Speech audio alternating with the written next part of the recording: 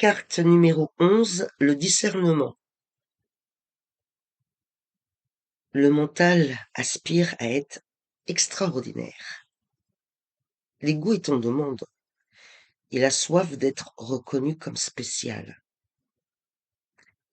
Certains réalisent ce rêve par la richesse, d'autres par le pouvoir, la politique, d'autres encore par des miracles, du charlatanisme. Mais le rêve ne change pas. Il est intolérable d'être ordinaire. Et c'est cela le miracle.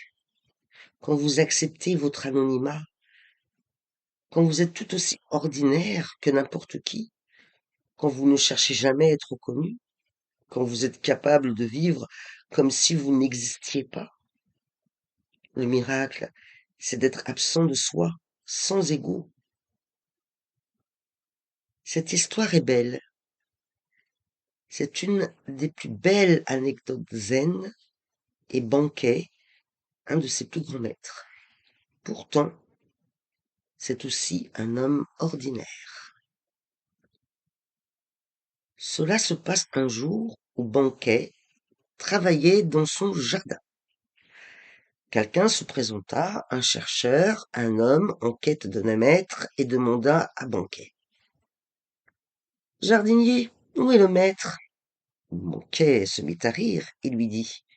Attends, entre par la porte là-bas, et tu trouveras le maître à l'intérieur.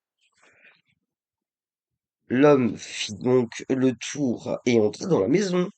Il eut assis sur une estrade, le jardin, le jardinier entrevu.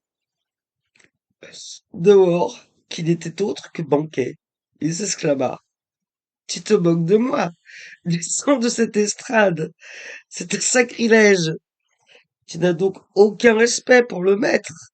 Bankei se leva, s'assit par terre et dit. Alors là, ça devient difficile. Tu ne trouveras pas de maître ici, parce que je suis le maître. Il était difficile pour cet homme d'accepter qu'un grand maître puisse travailler au jardin, être si ordinaire.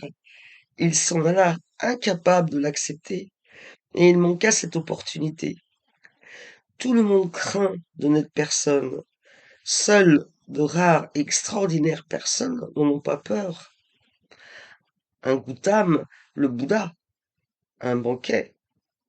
N'être personne n'est pas un phénomène ordinaire.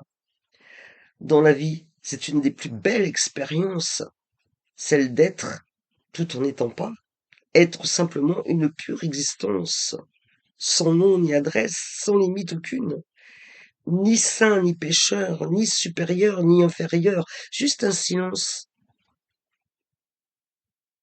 Les personnes ont peur, parce que toute leur personnalité va disparaître.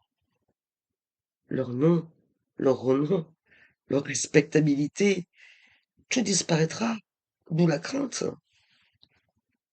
Mais de toute façon, la mort vous enlèvera, vous fera disparaître.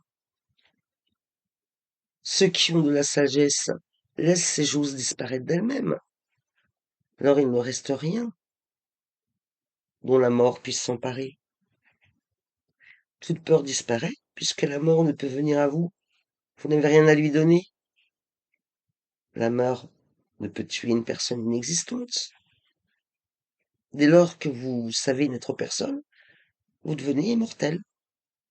Cette expérience est la signification du nirvana, de la vacuité, de la quiétude absolue du silence, sans ego, sans personnalité, sans hypocrisie. Juste ce silence et le chant des insectes dans la nuit.